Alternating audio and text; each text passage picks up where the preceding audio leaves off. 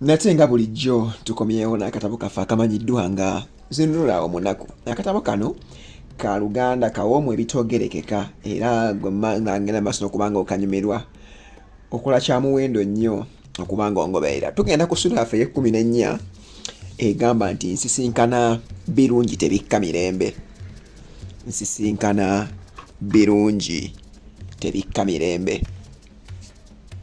Agamba bw'ati: ku nnaku ezimu ez'ekyeya bwe twamalanga okulya ekyemisana nga tugenda mu kayumba kaffe ne tuwujjaalako mu ggandaalo, era ne ku lunaku luno bwe kyali. Tuba tuli omwo nze nno ng'otulo otuntwaliriza ne tuwulira tugita mu kaloboozi akatono nti aboomwo aboomwo. Mikolo n'ayanukula nti ko eyayita nti nze. Ko Mikolo yingira. Ne wayitawo akabanga ng'eyayise talabikako. Mikolo kwe kugamba nti simanyi nnyanukudde gazimu. Ko nze kanfulume ndabe. Mba neesimba nti mu kisasi nga ndaba mmeeya ava ku lusebenju lw'enju yaffe. N'atulika n'aseka nga bw'atunula emabega. Nze kwe kumukaayukira nti lwaki okutuzannyisa n'otugaana okuwummulako awatali nsonga? Ye n'addamu nti kooyombe nno nga n'omugenyi azze okukulaba awulira. Ko nze mugenyi ki? Nze sirina bagenyi bankyalira mu ttuntu. Ko ye ate saagadde omunkube nze amuleese, nga ndowooza nti mmeeya nzannyisa buzannyisa nga bwe yakolanga oluusi. Kye nnava mmuleka wabweru ne nzirayo ne neeganzikaawo ku ddiba lyange. Mmeeya teyayingirirawo, yajja luvannyumako n'aŋŋamba nti omugenyi ayingire. Ko nze mwana wa nnyabo tonzannyisazannyisa bw'otyo. Ye okwandibadde okuddamu yasikayo mukeeka n'olubugo n'abyalirira wabbali awo, n'alyoka agamba nti wamma yingira nnyabo. Omugenyi ne yeesoobolola ayingire. Nze amaaso agange nali nga bunyizza omulyango. Omugenyi yasisinkana gamuteeze. Nali nange sikyetaaga kwebuuza nti yaani. Bwe yatuuka mu ddiiro wakati n'asikattiramu n'amagamaga. Mmeeya kwe kumugamba nti jangu otuulire wano. Nze nno olwo kitawe nga mpejjawejja, era ng'entunnunsi zinkuba ng'ezinambuukamu. Oba n'okwasaamirira nayasaamirira nga mmutunuulira. Ekyo ne simanya. Wabula kyenzijukira kye kino nti omugenyi ng'amaze okutuula, mmeeya ne Mikolo nga bamaze okumulamusa, nze mmeeya n'aŋŋamba nti gwe munnaffe abagenyi abakyala ewammwe tobalamusa. Nenva kyenkana mu kirooto mwe nnali, ne nzisa ekikkowe ekyasimattuka ne nnamusa mirembe. Yali wa kitema, mutono nga waakatakketakke. Omubiri gwe gwali mulebevu ate nga munyirivu nnyo. Omutwe gwe gwalina akakoona, enviiri zaali zaakaweke nga zaaluwe. Amatu ge gaali mawanvuwanvumu nga galina embuga nnene. Ekyenyi kyamasega, akayindo ke kaali kalaalo. Amaaso ge gaali manene ga ndege, nga mu kiwanga tegatuulamu wabula okuligita obuligisi gatigati. Obukowekowe bwe bwali busoonoofu ddala, ebisige bye nga bya musoke.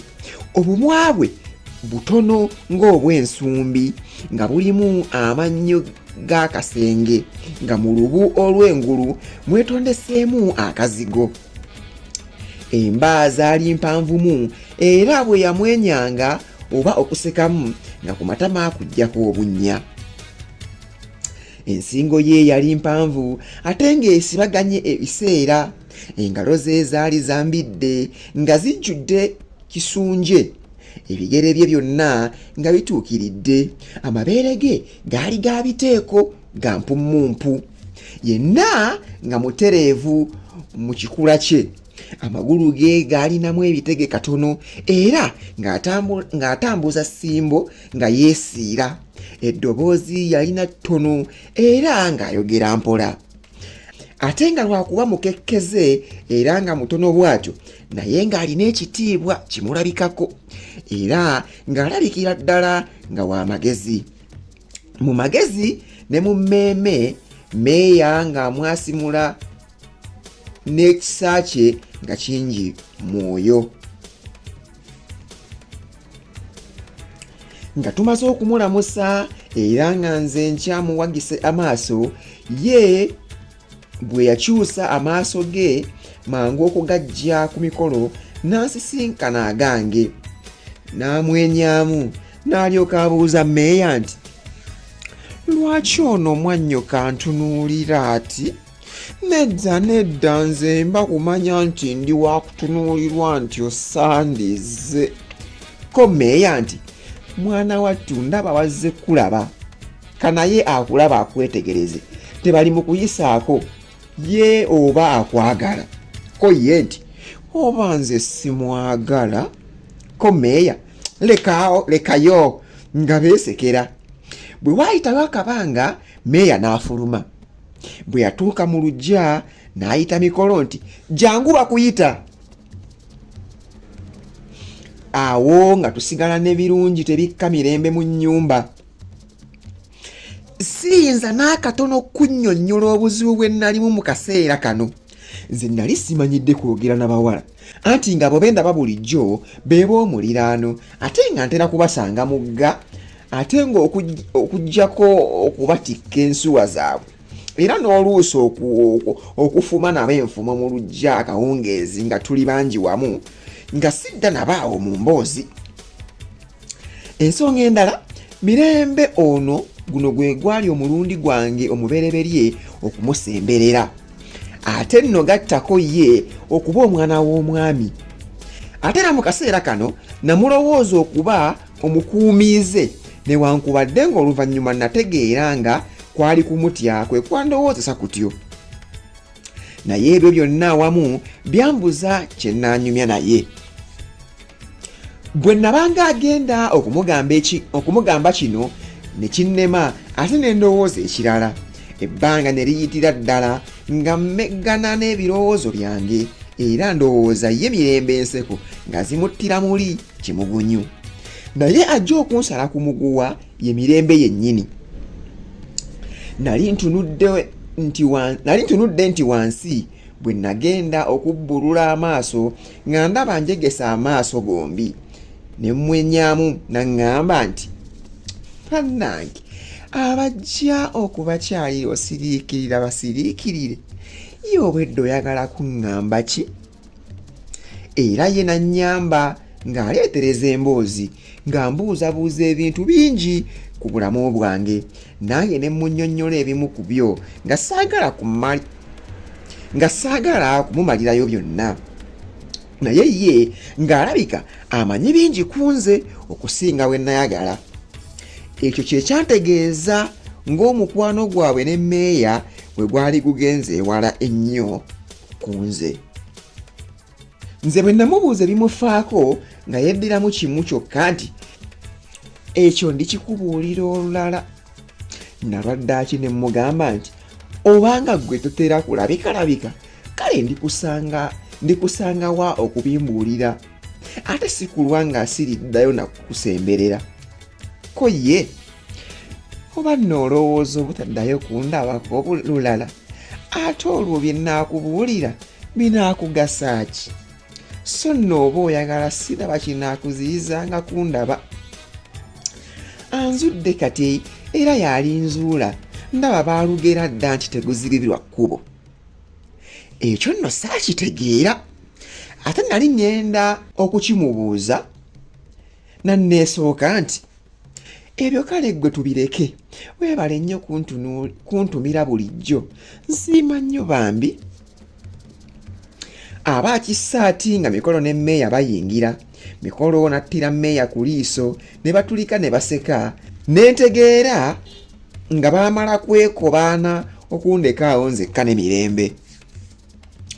Baba kye bajje bayingire, omugenyi n'asiibula n'agamba mmeeya nti, nzireyo ng'omwami tannazuukuka, ye n'amala amanya nti mbadde eno. Ko mmeeya, mwana wattu yogera mpola, ebyo mwannyinaze bw'abiwulira atya nnyo. Olw'okubanga nali mbeesuddeko akabanga, balowooza nti siwulidde, so nga baanyugunyiza mu kwange. Mikolo nange twakoma kumpi, naye mmeeya yamuwerekererako ensusso. Bwe yadda n'agamba nti, takutumidde alaamye bulaami. Mu biseera ebyo abawala baabanga batumira bannaabwe nga beerogoosola nnyo mu bigambo ebirowoozesa omuntu nti omuwala oyo amwagala nnyo, nga batontomera ddala ebigambo ebiringa oluyimba eby'eŋŋombo yaabwe. Baagambanga nti, omundabira nnyo nti munno akutuka butimpa butadda mu lusuku, akutuka buyiso butadda mu ssasa, kasonsomolera ng'akaggwa k'ettovu, n'atalabika ng'ekimuli ky'endaggu, ansuza omwoyo okumpagi ng'omutwalo, bw'akulowoozaako talya, tanywa teyeebaka, gwamusula ku mwoyo ng'olufuba, n'ebirala bingi ebya ssungulubeebe. Naye Mirembe wadde nze tetwabikozesaako n'akatono nga tebitunyumira, olwo mmeeya yantegeeza nti Mirembe enjogera z'abawala ezo ye aziyita za kikopi, nti zo zimala gapankapanka. Okuva ku mulundi guno Mirembe namusisinkananga enfunda 2 oba 3 mu buli ddaaza. Buli lwaggulo nga ŋŋenda ewa Muyodi, oluusi nzekka, oluusi ne Mikolo okuyiga amafumu. Okugakugukamu nga mmanyi nti ebigambo bya Muyodi tebirigwa butaka, anti ng'omutwe tegwamutuulira bwereere. So nno singa namanyirawo nga mu kwagala Mirembe mwali mujja kutulikamu na kibengeyi, mpozi nandyerwanyeeko nga bukyali ne mbuutikira ebirowoozo byange. Newankubadde nga mbuusabuusa oba nga naalisobodde okubigaana okwanya, naye nga bwe gwali era nga Lugaba bwe yayagala, nagenda okwerwanako nga bukedde, ate nga Mirembe anfuukidde akabaani n'enkovu ey'omukyenyi. Mpozi singa yali mulala nandisobodde okumwesalako, naye nga mulala so si Mirembe oyo. Eyo y'essuula ey'14 emanyiddwa nga Nsisinkana birungi tebikka Mirembe. Tulaba butya abavubuka bano ne bagenda bakyusa obulamu bwabwe, era nga ku guno omulundi Zinunula afunye omwagalwa ku myaka egyo egy'ekivubuka amanyiddwa nga birungi tebikka Mirembe, muwala w'omwami eyatwala ekitundu ekyo amanyiddwa nga Piati Sololo. Naye nga tulaba nti Muzeeyi Muyodi oba mwami Muyodi omukadde yali yeewaddeyo okuyigiriza Zinunula amafumu asobole okuwiranako, kubanga yamutegeeza nti singa ebigambo ebigenda biyitiŋŋana ebyokuba nti nno Zinunula ayagala Mirembe binatuuka eri omwami, ajja kukola enteekateeka zonna okusobola okumujjulula oba okumutta amugye mu bulamu bw'ensi eno. Naye era yamutegeeza nti singa anagezaako okubuuka obukodyo bwonna bw'anagezaako okumutega okumutta, akasembayo kajja kuba kakulwanyisa mafumu, era ng'amugamba nti tajja kukasimattuka mu buli ngeri, ajja kufa okuggyako ng'akuguse mu mafumu n'ayiga okulwanyisa amafumu. Eyo y'essuula yaffe ey'14. Era tulabye nga Zinunula tutegeeza nti wadde nga yasinkana nga Mirembe mirundi 3 oba 2 olunaku, mu ddaaza kyewandiyise wiiki, yafissangawo akadde buli lwaggulo n'agenda okuyiga amafumu, anti ogutateganya. Tugenda ku ssuula ey'15 egamba nti mbulira mu kibira. Mbulira mu kibira, eyo y'essuula ey'15, era awo we tugenda okutandikira omulundi oguddako. Webale kuwuliriza akatabo kano, sigala ng'onyumirwa akatabo kano. Beera bulungi, weeraba.